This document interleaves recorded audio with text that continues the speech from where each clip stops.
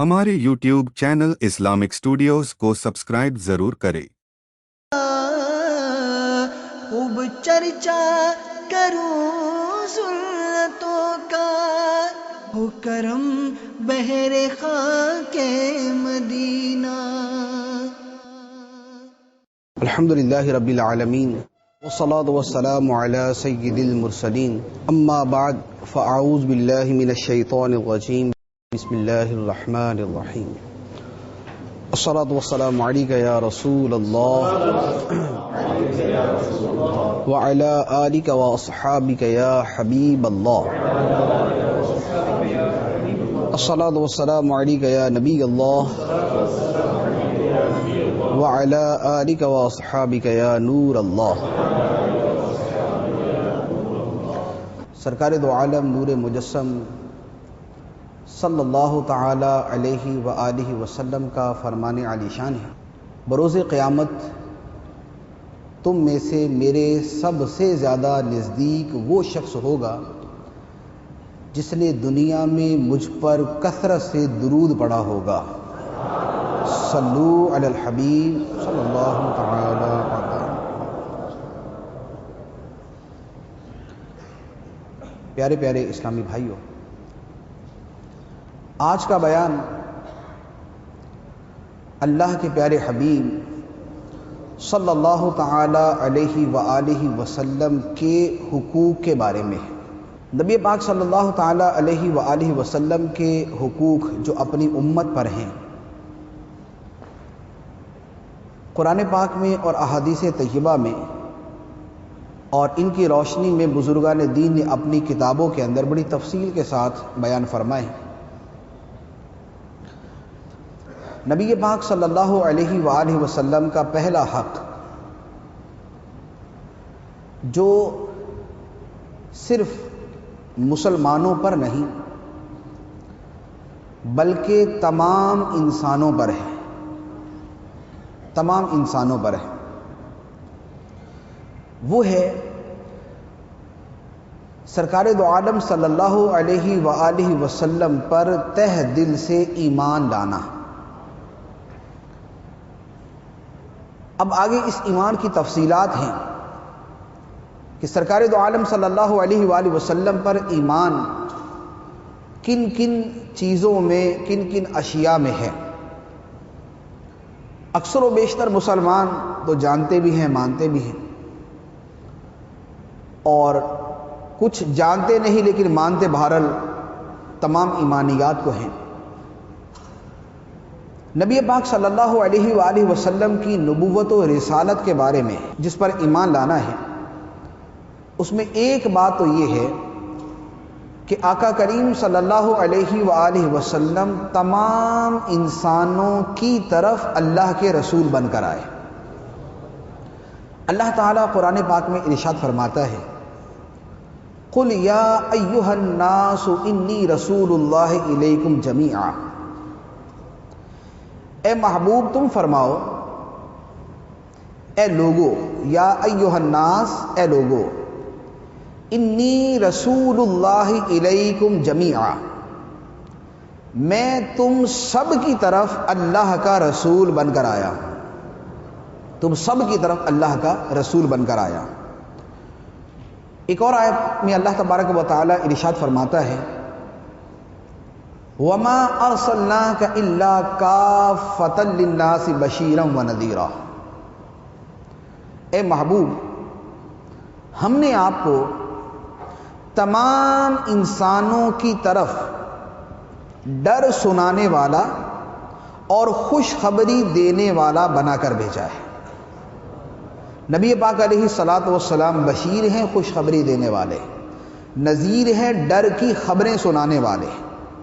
पहली आयत में लफ्ज़ है इलैकुम जमीआ, तुम सब की तरफ अल्लाह का रसूल, और दूसरी आयत में लफ्ज़ है काफ़तन लिन्नास, तमाम इंसानों की तरफ हमने आपको बशीर और नज़ीर बनाकर भेजा। तो सरकार दो आलम सल्लल्लाहु अलैहि व आलिहि वसल्लम की नबूवत और रिसालत पर जो हमारा ईमान है, उसका एक पहलू उसका ये है कि आपको अल्लाह ताला ने تمام انسانوں کے لیے تا قیام قیامت رسول بنا کر بھیجا ہے۔ ایمانیات کا دوسرا پہلو کہ نبی کریم صلی اللہ تعالی علیہ وآلہ وسلم اللہ تعالی کے وہ آخری نبی ہیں کہ جن کے بعد کوئی نیا نبی دنیا میں تشریف نہیں لائے گا۔ آپ کی ختم نبوت پر ایمان، یہ بھی اللہ تبارک و تعالی نے قرآن پاک میں ارشاد فرمایا ما کان محمد ابا احد من رجالکم ولکن رسول اللہ وخاتم النبیین۔ محمد تم میں مردوں میں سے کسی کے باپ نہیں، مردوں میں سے کسی کے باپ نہیں، ولیکن رسول اللہ، لیکن اللہ کے رسول ہیں، وخاتم النبیین، اور تمام نبیوں کے آخر میں تشریف لانے والے ہیں۔ یہ نبی پاک علیہ الصلوۃ والسلام پر ایمان کی ایک اور جہت، آپ کو نبی ماننا، رسول ماننا، اور آخری نبی اور آخری رسول ماننا۔ پھر آپ علیہ الصلوۃ والسلام پر ایمان لانے میں ایک اہم پہلو یہ ہے کہ اس بات پر بھی ایمان ہو کہ اللہ تبارک و تعالی نے جتنی مخلوقات پیدا فرمائیں، خواہ وہ جنات ہیں یا انسان ہیں یا فرشتے ہیں، اللہ تعالی نے تمام مخلوقات سے افضل اور بہتر ہمارے نبی کو پیدا فرمایا۔ کل کائنات میں پہلے دن سے لے کر آخری دن تک اور جنت میں ہمیشہ ہمیشہ کے لیے اللہ تبارک و تعالی کے بعد جو بزرگ ترین ہستی ہے وہ ہمارے آقا صلی اللہ علیہ وآلہ وسلم کی ہے۔ اللہ تبارک و تعالی قرآن پاک میں ارشاد فرماتا ہے تلک الرسل فضلنا بعضهم علی بعض منہم من کلم اللہ ورفع بعضهم درجات۔ فرمایا تلک الرسل، یہ رسول ہیں، فضلنا بعضهم علی بعض، ان میں کچھ رسولوں کو دوسروں پر ہم نے فضیلت عطا فرمائی کہ کچھ رسول دوسرے رسولوں سے بہتر ہیں، افضل ہیں۔ پھر فرمایا منہم من کلم اللہ، ان رسولوں میں کوئی وہ ہے کہ جس سے اللہ نے کلام کیا، رسولوں میں کوئی وہ ہے جس سے اللہ نے کلام کیا، حضرت موسیٰ علیہ الصلوۃ والسلام۔ اور فرمایا کہ وَرَفَعَ بَعْضَهُمْ دَرَجَاتٍ، اور ان رسولوں میں کوئی وہ ہے کہ جسے اللہ تعالیٰ نے درجوں بلندی عطا فرمائی، جسے درجوں بلندی عطا فرمائی، وہ ہستی کہ جسے درجوں بلندی عطا کی گئی وہ ہمارے آقا کریم صلی اللہ علیہ وآلہ وسلم کی ذات مبارکہ ہے۔ تو سرکار دو عالم صلی اللہ علیہ وآلہ وسلم پر ایمان اس اعتبار سے بھی ضروری ہے کہ آپ تمام مخلوقات میں سب سے افضل ہیں۔ یہ وہ دو تین پہلو کہ جو آپ پر ایمان لانے کے حوالے سے، اب اسی میں یہ بھی ہے کہ آپ بے مثل ہیں، آپ جیسا کوئی اور نہیں، آپ جیسا کوئی اور پیدا نہیں ہو سکتا۔ اللہ تعالیٰ نے آپ کو جیسا پیدا کیا ایسا اللہ تعالیٰ نے نہ کوئی اور بنایا ہے نہ بنائے گا۔ یہ ایمانیات کے حوالے سے۔ اس کے بعد نبی پاک صلی اللہ علیہ وآلہ وسلم کا دوسرا حق جو ہر امتی پر ہے وہ ہے نبی پاک صلی اللہ تعالی علیہ وآلہ وسلم سے سچی محبت کرنا۔ یہ آپ کا اپنی امت پر حق ہے کہ امتی دنیا کی ہر شے سے بڑھ کر نبی کریم صلی اللہ علیہ وآلہ وسلم سے محبت کرنے والے ہو۔ اللہ تعالیٰ قرآن پاک میں ارشاد فرماتا ہے اور سرکار دو عالم صلی اللہ علیہ وآلہ وسلم نے احادیث مبارکہ میں ارشاد فرمایا۔ قرآن پاک میں اللہ تعالیٰ فرماتا ہے قل ان کان آباؤکم وابناؤکم واخوانکم وازواجکم وعشیرتکم واموال اقترفتموها وتجارۃ تخشون کسادها ومساکن ترضونها احب الیکم من اللہ ورسولہ وجہاد فی سبیلہ فتربصوا۔ تمام رشتے اور پیاری چیزیں اللہ تعالیٰ نے گنوا دی، تمہارے باپ، تمہارے بیٹے، تمہارے بھائی، تمہاری بیویاں، تمہارے کنبے قبیلے، تمہارے رشتہ دار، تمہارا مال و دولت، تمہارے کاروبار، تمہارے گھر جن میں تم رہائش اختیار کرتے ہو، یہ تمام کی تمام چیزیں اگر اللہ اور اس کے رسول سے زیادہ تمہیں پسند ہو تو پھر اللہ کے عذاب کا انتظار کرو. تو انتظار کرو حتیٰ کہ اللہ تعالیٰ اپنا حکم لے آئے. تو اللہ تعالیٰ نے بیان فرما دیا کہ ماں باپ کی محبت، اولاد کی محبت، رشتہ داروں کی محبت، اپنے گھر کی محبت، اپنے کاروبار کی محبت، اپنی دولت کی محبت، یہ تمام کی تمام محبتیں بعد میں ہوں گی اور اللہ کے رسول کی محبت ان سب پر بلند و بالا ہوگی. تب آدمی کا ایمان کامل ہوتا ہے. نبی کریم صلی اللہ تعالی علیہ وآلہ وسلم نے اسی لیے ارشاد فرمایا لا یؤمن احدکم حتی اکون احب الیہ من والدہ وولدہ والناس اجمعین.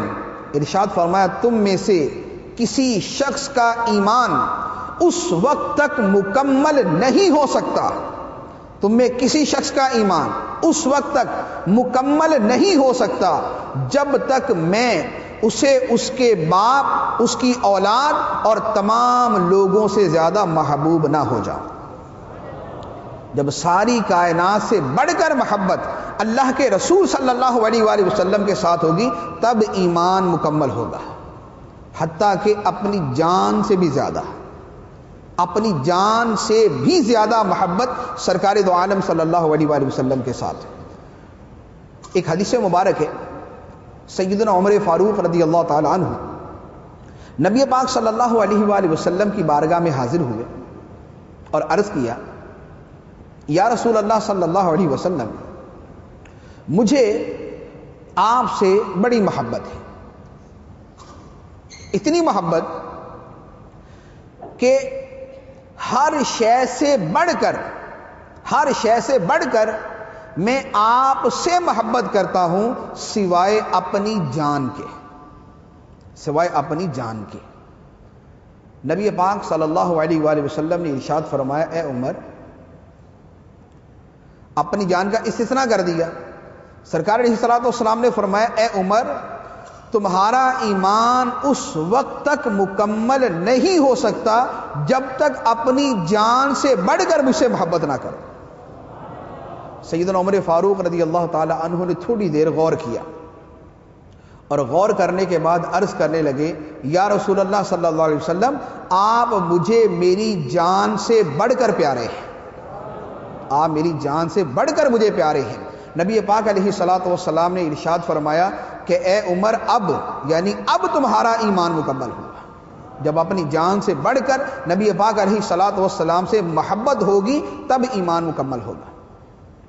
ایک اور حدیث مبارک ہے، ایک صحابی سرکار دو عالم صلی اللہ علیہ وآلہ وسلم کی بارگاہ میں حاضر ہوتے اور آپ علیہ الصلوۃ والسلام کو دیکھنے کا اس کا انداز یہ ہوتا کہ ہم جب کسی کو دیکھتے ہیں تو پلکیں جھپکتے ہیں. وہ نبی پاک علیہ الصلوۃ والسلام کو ٹکٹکی باندھ کے دیکھتے ہیں. ٹکٹکی باندھ کے دیکھنا کہ بغیر پلکیں جھپکائے دیکھنا، یعنی یوں دیکھ رہے ہیں، مسلسل دیکھے جا رہے ہیں. نبی پاک صلی اللہ علیہ وآلہ وسلم نے ارشاد فرمایا کہ اے صحابی تمہارا کیا حال ہے، یعنی یہ کیا کرتے ہو تم کہ دیکھتے ہوئے پلکیں بھی نہیں جھپکتے، یہ کیا ہے؟ انہوں نے عرض کیا یا رسول اللہ صلی اللہ علیہ وسلم میں آپ کے چہرہ انور کے دیدار سے لطف اندوز ہوتا ہوں، میں آپ کے چہرہ انور کے دیدار سے لطف اندوز ہوتا ہوں اور اس لذت اور اس سرور کی وجہ سے وہ اپنی آنکھیں جھپکنا پسند نہیں کرتے تھے. تو صحابہ کرام کی محبت سرکار دو عالم صلی اللہ علیہ وآلہ وسلم کے ساتھ اس قسم کی تھی اور اس کی وجہ یہ تھی کہ یہ آپ کا امت پر حق ہے کہ امتی سب سے بڑھ کر سرکار دو عالم صلی اللہ علیہ وآلہ وسلم سے محبت کرے. یہ محبت والا ایک حق ہے. ایک اور حق وہ ہے کہ نبی پاک صلی اللہ علیہ وآلہ وسلم کا کثرت کے ساتھ ذکر کیا جائے اور کثرت کے ساتھ آپ کو یاد کیا جائے۔ اب وہ یاد کرنا مختلف صورتوں میں ہو سکتا ہے۔ وہ یاد کرنا اس طور پر بھی ہے جو اللہ تعالیٰ نے خود فرما دیا، ان اللہ و ملائکتہ یصلون علی النبی یا ایھا الذین آمنوا صلوا علیہ وسلموا تسلیما، کہ بے شک اللہ اور اس کے فرشتے درود بھیجتے ہیں اس نبی پر، اے ایمان والو تم بھی ان پر درود بھیجو اور تم بھی ان پر سلام پڑھو۔ اسی طرح نبی پاک صلی اللہ علیہ وآلہ وسلم کو یاد کرنے کا ایک اور طریقہ یہ ہے کہ ہماری گفتگو میں نبی پاک صلی اللہ علیہ وآلہ وسلم کا مبارک تذکرہ موجود ہو، ہمیں کچھ نہ کچھ احادیث، کچھ نہ کچھ سنن مبارکہ یہ ہمیں یاد ہو، اور کثرت کے ساتھ آپ کو یاد کرنے کی کوشش کی جائے، جیسے صحابہ اور تابعین کا حال تھا۔ نبی پاک علیہ الصلاۃ والسلام کی تقریباً جملہ حدیثیں ہمارے پاس موجود ہیں، کتابوں کے اندر موجود۔ کتابیں لکھنے کا رواج تقریباً سرکار علیہ الصلاۃ والسلام کے 100 سال کے بعد شروع ہوا۔ اس سے پہلے جو صحابہ کرام کی حدیثیں ہم تک پہنچی ہیں وہ کس طرح پہنچتی تھی؟ اس کا طریقہ یہ ہوتا تھا کہ صحابہ کرام جب بھی ملتے تو نبی پاک علیہ الصلاۃ والسلام کی باتیں شروع کر دیتے۔ جس نے سرکار علیہ الصلاۃ والسلام کے پاس جیسا وقت گزارا ہوتا وہ اسی وقت کو یاد کرنا شروع کر دیتا۔ جب میں سرکار علیہ الصلاۃ والسلام کے ساتھ تھا اس وقت آپ نے یہ فرمایا تھا، اس وقت آپ اس انداز کے اندر بیٹھے ہوئے تھے، آپ نے اس قسم کا لباس پہنا ہوا تھا، آپ کی بات کرنے کا انداز یہ تھا۔ یہ باتیں بار بار دہرانا وہ ذریعہ ہے کہ جس کی وجہ سے آج ہم تک ساری حدیثیں پہنچی ہوئی۔ تو گویا نبی پاک علیہ الصلاۃ والسلام کی یاد صحابہ کرام کی زندگی کا حصہ تھا، اور آپ کی محبت میں رونا اور آپ کا ذکر کر کے رونا یہ صحابہ کرام کا طریقہ تھا۔ ایک روایت ہے سیدنا عمر فاروق رضی اللہ تعالی عنہ، آپ مدینہ منورہ کی گلیوں کے اندر رات کے وقت جو ہے وہ پھرا کرتے تھے تاکہ لوگوں کے احوال معلوم کریں۔ ایک مرتبہ مدینہ منورہ کی گلیوں کے اندر جا رہے تھے تو آپ نے رونے کی آواز سنی۔ آپ گھر کے قریب چلے گئے کہ پتہ نہیں کوئی کیوں رو رہا ہے۔ جب قریب پہنچے، گھر کے قریب پہنچے تو پتہ چلا کہ کوئی عورت رو رہی ہے۔ آپ اور زیادہ پریشان ہوئے کہ یہ آدھی رات کا وقت ہے، عورت رو رہی، پتہ نہیں کیا معاملہ ہے۔ مزید جب کان لگا کے سنا تو پتہ چلا کہ وہ کچھ اشعار پڑھ رہی ہے، اور اشعار پڑھ کر وہ رو رہی ہے۔ سیدنا عمر فاروق رضی اللہ تعالی عنہ نے پوری طرح توجہ کی۔ جب توجہ کی اور اشعار سنے تو ان اشعار کے اندر وہ عورت جو کہہ رہی تھی وہ اللہ کے محبوب علیہ الصلاۃ والسلام کو یاد کرتے ہوئے دعا مانگ رہی تھی کہ اے اللہ مجھے اور میرے محبوب کو جنت کے اندر اکٹھا کر دینا۔ سرکار دو عالم صلی اللہ علیہ وآلہ وسلم کی محبت میں اشعار پڑھتے ہوئے وہ صحابیہ عورت رو رہی تھی۔ سیدنا عمر فاروق رضی اللہ تعالی عنہ نے جب وہ اشعار سنے تو آپ بھی اس کے گھر کے پاس بیٹھ کر رونا شروع ہو گئے۔ تو یہ صحابہ اور صحابیات کی حالت تھی کہ سرکار دو عالم صلی اللہ علیہ وآلہ وسلم کی یاد مبارک ان کے دلوں میں یوں رچی بسی تھی کہ آدھی رات کے وقت آقا کریم صلی اللہ علیہ وآلہ وسلم کو یاد کر کے آنسو بہا رہے۔ تو سرکار دو عالم صلی اللہ علیہ وآلہ وسلم کو کثرت سے یاد کرنا، اب خواہ وہ درود پاک کی صورت میں ہو کہ آدمی کثرت سے درود پاک پڑھے، اس کی یہ صورت بھی ہو سکتی ہے کہ دوسروں کے سامنے سنتوں کا بیان، دوسروں کے سامنے احادیث طیبہ کا بیان، اس کی یہ صورت بھی ہے کہ نبی پاک علیہ الصلاۃ والسلام کی سیرت طیبہ کا مطالعہ کیا جائے، کیونکہ ایک بڑی واضح سی بات ہے کہ امتی اپنے نبی علیہ الصلاۃ والسلام کی سیرت ہی سے واقف نہ ہو تو کتنی بدقسمتی کی چیز ہے کہ اس نے پڑھا ہی نہیں کہ سرکار دو عالم علیہ الصلاۃ والسلام کا بچپن مبارک کیسا تھا، آپ کا لڑکپن کیسا تھا، آپ نے جب اعلان نبوت فرمایا تو احوال کیا تھا، آپ نے مکہ مکرمہ کے اندر کیسی زندگی گزاری، آپ نے مدینہ منورہ ہجرت کی تو دوران ہجرت کیا ہوا، مدینہ منورہ کے اندر آپ کی حیات طیبہ کیسی گزری،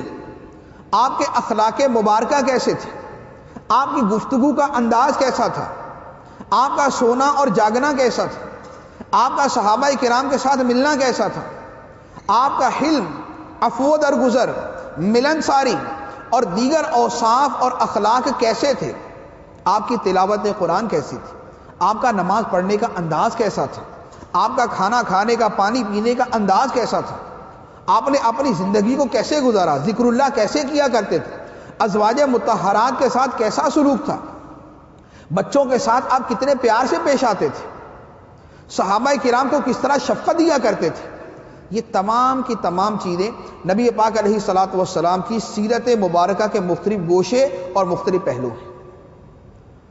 اور وہ کیسا مسلمان ہے کہ جس کو سرکار دو عالم صلی اللہ علیہ وآلہ وسلم کی مبارک زندگی کی ان پہلوؤں کا اور ان چیزوں کا پتہ ہی نہ ہو۔ تو کثرت ذکر جو ہے، نبی پاک علیہ الصلوۃ والسلام کی سیرت کا مطالعہ کرنا، آپ کے انداز کو سیکھنا، آپ کی سنت پر عمل کرنا اور آپ کی طرز زندگی کو اپنانا، یہ تمام کی تمام چیزیں اللہ تعالیٰ نے مسلمانوں پر سرکار علیہ الصلوۃ والسلام کے حق کے طور پر لازم کی۔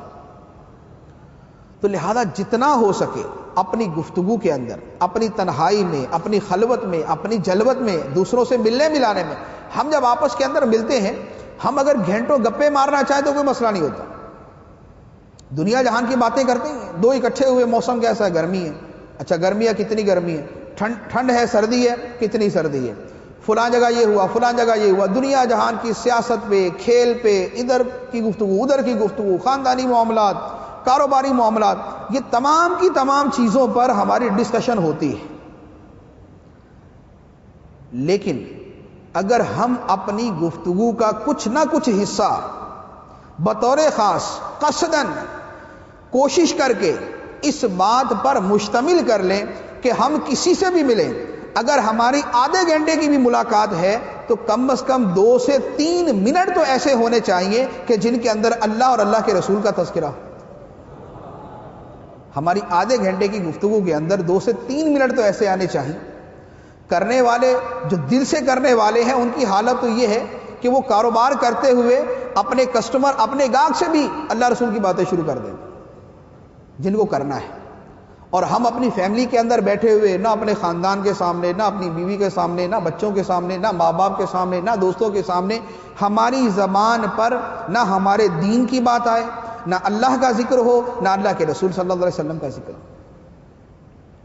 اگر کوئی نہ کوئی ہر موضوع کے اوپر احادیث موجود ہوتی ہیں اور زندگی کے ہر پہلو کے اندر نبی پاک علیہ الصلوۃ والسلام کی کوئی نہ کوئی سنت مبارکہ موجود ہوتی ہے، گفتگو کرنا چاہیں تو چند دن کی مشق کے بعد ہماری زبان عادی ہو جائے گی کہ ہم جہاں بھی گفتگو کریں وہاں گفتگو کے اندر اللہ کا اور اللہ کے رسول صلی اللہ علیہ وآلہ وسلم کا تذکرہ شروع ہو جائے۔ تو کوشش کریں کہ ہماری زندگی اس نہج پہ ہو۔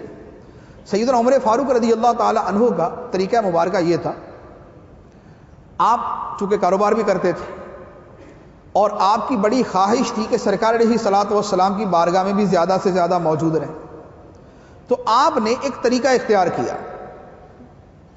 ایک انصاری صحابی تھے، انصاری صحابی سے آپ نے فرمایا کہ جتنی دیر میں کاروبار کروں گا اتنی دیر تم نبی پاک علیہ الصلوۃ والسلام کی بارگاہ میں موجود رہو گے،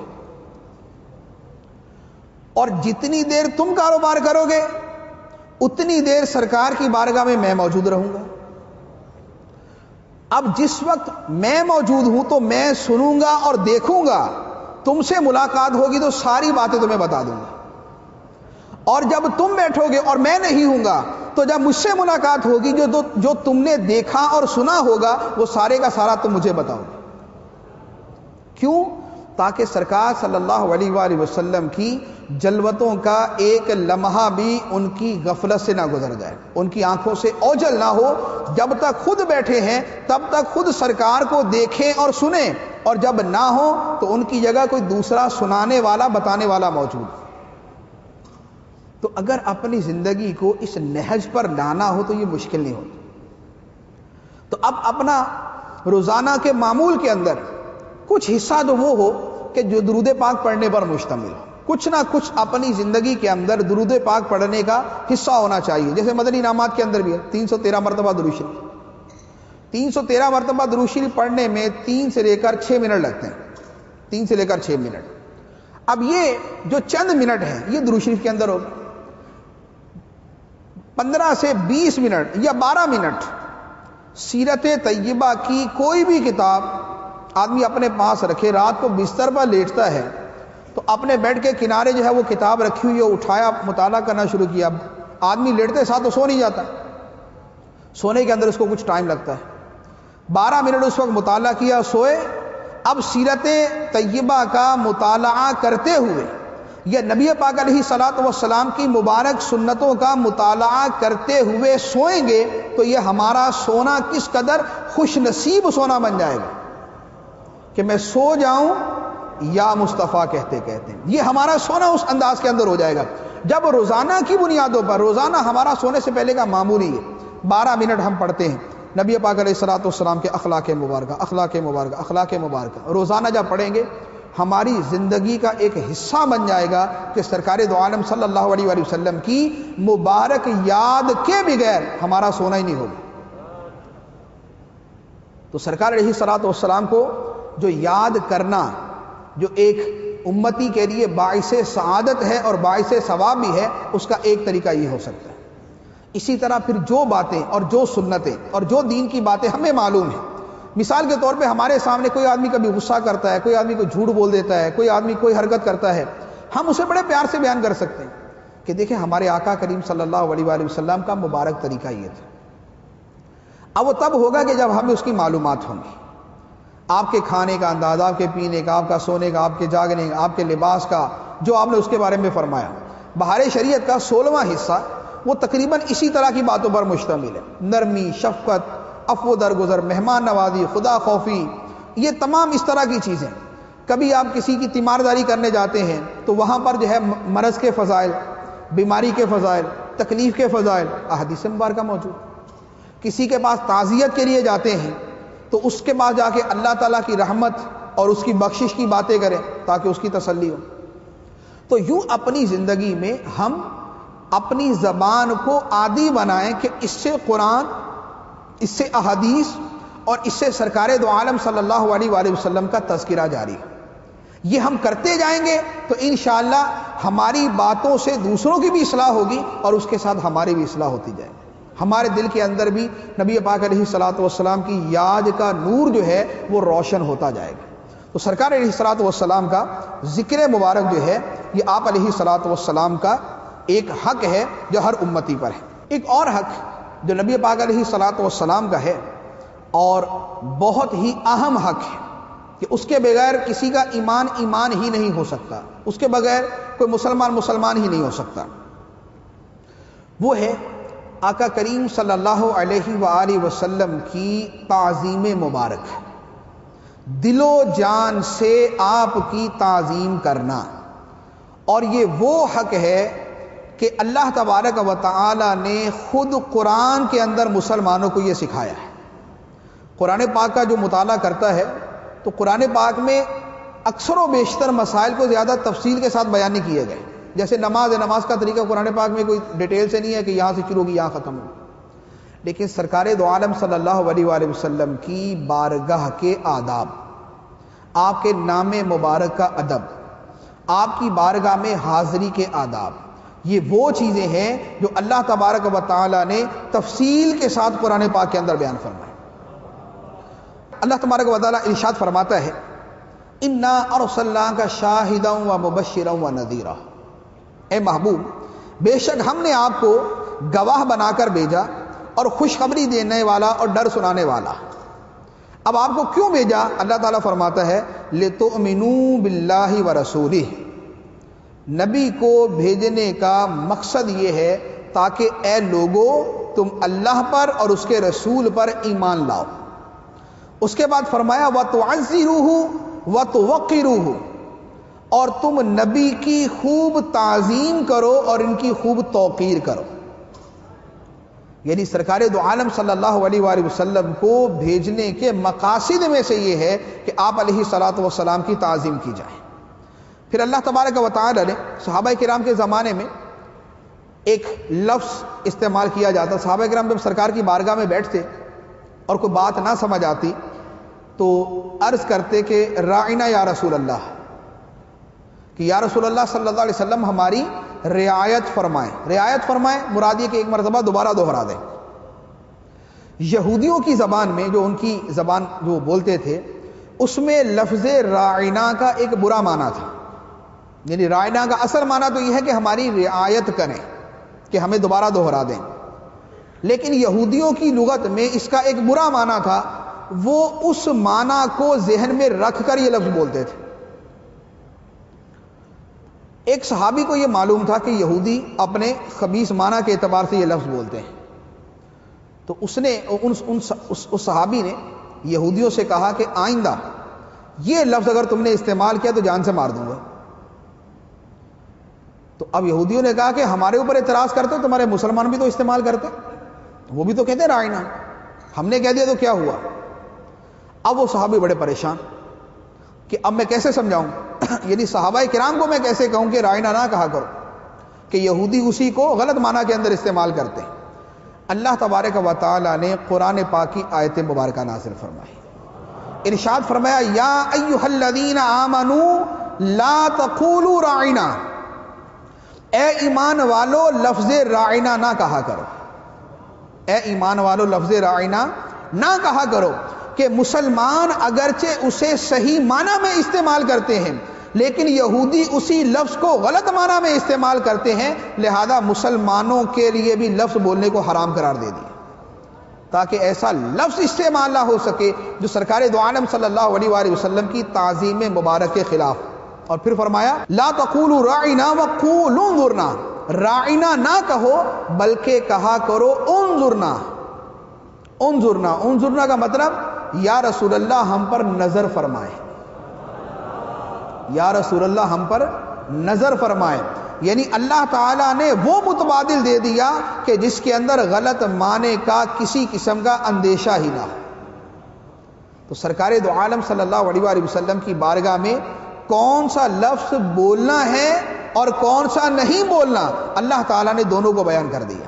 تو یوں اللہ تعالیٰ اپنے محبوب علیہ الصلوۃ والسلام کی تعظیم سکھاتا ہے۔ ایک اور آیت مبارکہ ارشاد فرمایا یا ایھا الذین آمنوا لا ترفعوا اصواتکم فوق صوت النبی، اے ایمان والو اپنی آوازوں کو نبی کی آواز پر بلند نہ کرنا، اپنی آوازوں کو نبی کی آواز پر بلند نہ کرنا، ولا تجہروا لہ بالقول کجہر بعضکم لبعض، اور آپ کو اس انداز میں بلند آواز سے نہ پکارو جس طرح ایک دوسرے کو پکارتے ہو، ان تحبط اعمالکم وانتم لا تشعرون، کہیں ایسا نہ ہو کہ تمہارے اعمال برباد ہو جائیں اور تمہیں پتہ بھی نہ چلے، تمہارے اعمال برباد ہو جائیں تمہیں پتہ بھی نہ چلے۔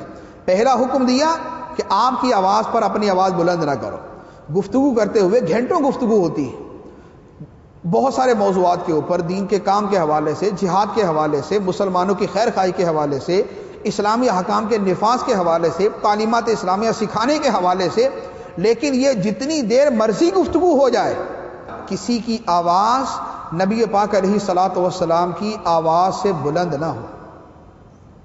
اب آواز بھی بلند نہ کی جائے اس بارگاہ کے اندر، اللہ تبارک و تعالیٰ فرماتا، اور ساتھ ہی فرما دیا ولا تجہروا لہ بالقول کجہر بعضکم لبعض، آپ کی بارگاہ میں اتنی بلند آواز سے نہ بولو جیسے ایک دوسرے سے بات کرتے ہو، ایک دوسرے سے بات کرتے کبھی آواز لے کر اسے پکار دیا، کبھی تھوڑا سی آواز کو بلند کر دیا۔ سرکار دو عالم صلی اللہ علیہ وآلہ وسلم کی بارگاہ میں فرما دیا کہ جیسے ایک دوسرے کو پکارتے ہو اس طرح ان سے خطاب نہ کرو کہ یہ ایسے نہیں ہے جیسے تمہارا ایک دوسرے سے تعلق ہے۔ نبی پاک صلی اللہ علیہ وآلہ وسلم سے تعلق جو ہے وہ نبی اور امتی والا ہے، وہ آقا اور غلام والا ہے، وہ مالک اور مملوک والا ہے، وہ سید اور خادم والا ہے۔ آپ کے ساتھ تعلق جو ہے وہ تمام کائنات سے ورا ہے اور تمام کائنات سے بلند و بالا ہے۔ آپ کے ساتھ بات کرنے کا انداز وہ نہیں ہوگا جو بڑے بھائی کے ساتھ ہے، آپ سے بات کرنے کا انداز وہ نہیں ہوگا جو ماں یا باپ کے ساتھ ہے، آپ سے بات کرنے کا انداز وہ ہوگا جو ان سب سے بلند و بالا ہوگا، جو ان سب سے بہتر ہوگا۔ تو اللہ تبارک و تعالیٰ نے اپنے محبوب علیہ الصلوۃ والسلام کی تعظیم کو قرآن پاک کے اندر بیان فرمایا۔ اب اس تعظیم کے پھر پہلو ہیں، آپ کے نام مبارک کی تعظیم، کہ جب اسم مبارک سنا جائے تو درود شریف پڑھا جائے، جب نام مبارک سنا جائے تو درود شریف پڑھا جائے۔ سرکار دو عالم صلی اللہ علیہ وآلہ وسلم نے خود ارشاد فرمایا کہ وہ شخص بخیل ہے، وہ کنجوس ہے جس کے پاس میرا نام لیا جائے اور مجھ پر درود نہ پڑھے۔ تو جب بھی سرکار علیہ الصلوۃ والسلام کا نام مبارک سنا جائے، محبت کے ساتھ اسی وقت درود پڑھا جائے۔ کامل درجے کی تعظیم کے انگوٹھے چوم کر آنکھوں سے لگا جائے اور درود شریف پڑھا جائے۔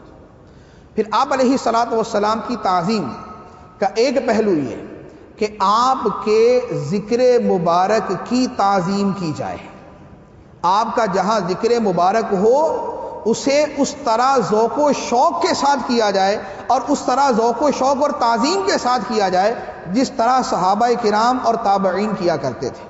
ایک صحابی ہیں جلیل القدر صحابی، ان سے کسی نے کہا کہ نبی پاک صلی اللہ علیہ وآلہ وسلم کا چہرہ مبارک کیسا تھا، آپ کا حلیہ مبارک کیسا تھا؟ انہوں نے فرمایا میں نہیں بتا سکتا۔ پوچھا کیوں؟ آپ نے زندگی کے برسوں، کئی سال نبی پاک علیہ الصلوۃ والسلام کے ساتھ گزارے ہیں اور آپ کہتے ہیں میں بتا نہیں سکتا۔ ان صحابی نے جواب دیا کہ میں نے پوری زندگی نبی پاک علیہ الصلوۃ والسلام کی عظمت و ہیبت کی وجہ سے کبھی نگاہ اٹھا کر جی بھر کے سرکار کو دیکھا ہی نہیں، آپ کی عظمت اور تعظیم کی وجہ سے کبھی میں نے غور سے سرکار دو عالم صلی اللہ علیہ وآلہ وسلم کو دیکھا ہی نہیں۔ جب بھی سرکار کی بارگاہ میں بیٹھتے تھے ہمیشہ نگاہیں جھکا کر بیٹھا کرتے، ہمیشہ نگاہیں جھکا کر بیٹھتے تھے۔ اور صحابہ کرام نے تو وہ تعظیم کی کہ جس کی نہ مثل ہے نہ مثال ہے۔ تو صحابہ کرام کی یہ تعظیم تھی۔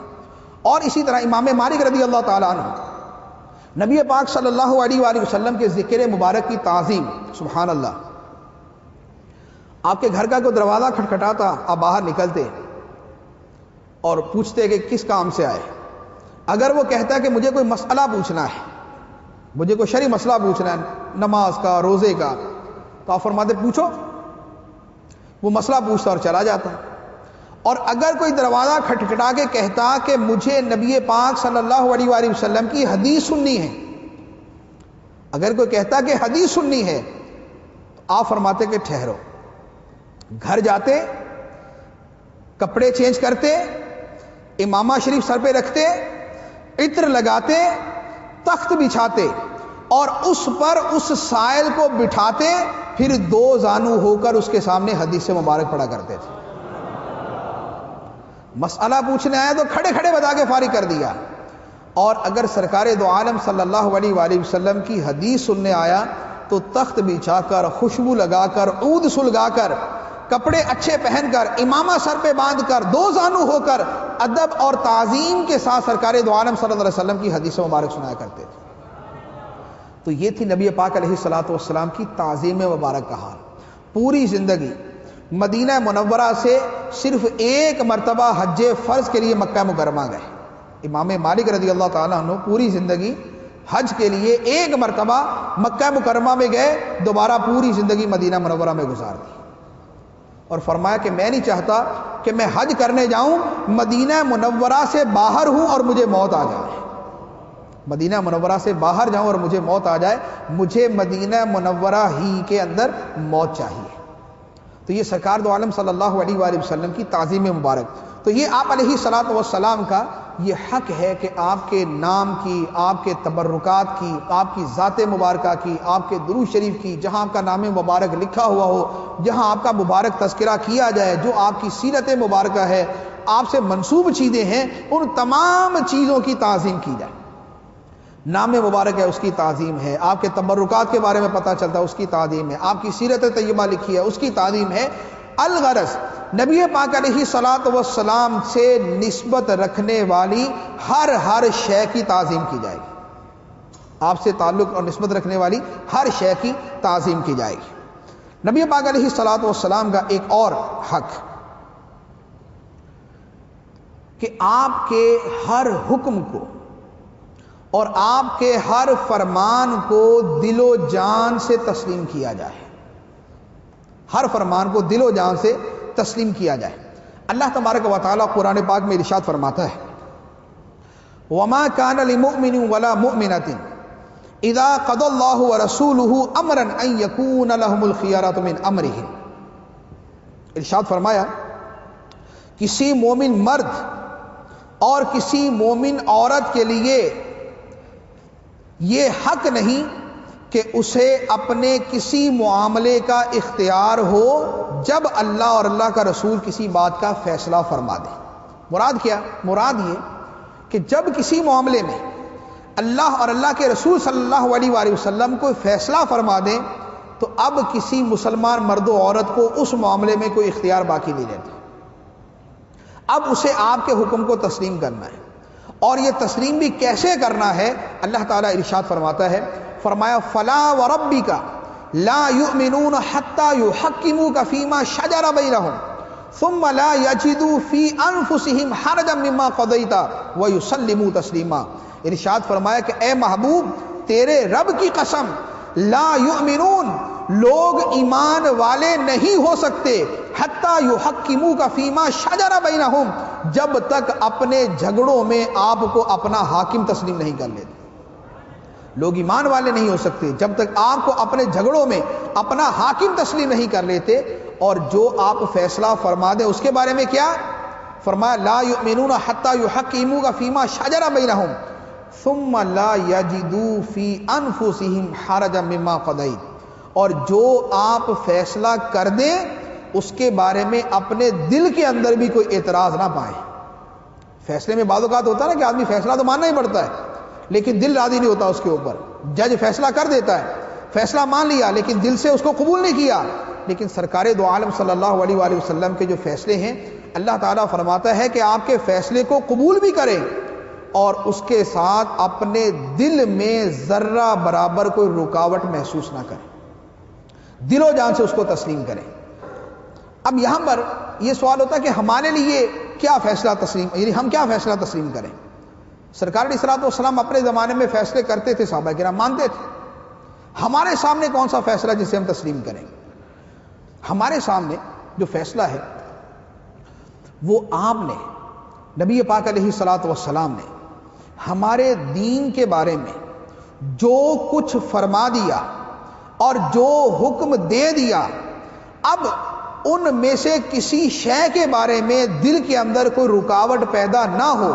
جیسے بہت سارے لوگ جو مسلمان کہلاتے ہیں، کبھی پردے پر اعتراض شروع، کبھی سود کی حمایت شروع، کبھی جو ہے وہ کسی اسلامی قانون کے اوپر اعتراضات شروع، کبھی جو ہے ان کو اسلام کی کوئی چیز سمجھ نہیں آتی، کبھی کوئی چیز سمجھ نہیں آتی. جو اخبار پڑھتے ہیں، جو ٹی وی دیکھتے ہیں، ان کو پتہ ہے کہ جو جس کا دل آتا ہے بولنا شروع کر دے. اسلام کی فلاں چیز ہمیں سمجھ نہیں آتی، یہ نہیں ہونی چاہیے، اس طرح یہ پردہ پتہ نہیں کہاں سے آ گیا. حالانکہ پردہ قرآن میں، پردہ حدیث میں، دین کے جتنے احکام ہیں قرآن میں، حدیث میں. تو اب دین کے کسی بھی معاملے پر نبی پاک علیہ الصلوۃ والسلام نے فرما دیا کہ سود سے بچنا ہے تو اب بچنا ہے. اب بھلے پوری دنیا کے اندر وہ سود کا نظام چل رہا ہے، پوری دنیا اس سسٹم کے اوپر چل رہی ہے، جو کچھ مرضی ہے. جب نبی پاک علیہ الصلوۃ والسلام نے سود کو حرام قرار دے دیا تو اب اس سے بچنا ہی ہے، اب کوئی دوسرا آپشن نہیں، اب کوئی دوسرا اختیار نہیں. نبی پاک علیہ الصلوۃ والسلام نے پردے کا فرما دیا تو اب اپنی تعویلوں کے ذریعے یا اپنے جو ہے وہ اپنی ذہنی جو ہے وہ اپنے دلائل کے ذریعے کہ نہیں وہ اصل میں پردہ اس زمانے کے اعتبار سے تھا تو اصل میں وہ یوں تھا تو یوں تھا، نہیں، کچھ بھی نہیں. نبی پاک علیہ الصلوۃ والسلام نے فرما دیا تو فرما دیا، بس ختم. داڑھی شریف کے بارے میں، امام شریف کے بارے میں نبی پاک علیہ الصلوۃ والسلام نے فرما دیا داڑھی بڑھاؤ، مجھے پست کرو. اب اس کے بعد جو ہے نا وہ اب تعویل ہے کہ نہیں اصل میں یہ تو اس زمانے کا کلچر تھا تو یہ یوں تھا، کوئی کلچر نہیں. نبی پاک علیہ الصلوۃ والسلام نے حکم دے دیا، اب دل و جان سے اسے تسلیم کرنا ہے اور کسی قسم کی دل کے اندر رکاوٹ نہ ہو. تو نبی پاک علیہ الصلوۃ والسلام کے حقوق میں سے ایک حق یہ کہ آپ کے جملہ احکام کو دل و جان سے تسلیم کیا جائے. صلو علی الحبیب صلی اللہ تعالی علیہ. میں مبلغ بنوں سنتوں کا، خوب چرچا کروں سنتوں کا، ہو کرم بہر خاک مدینہ.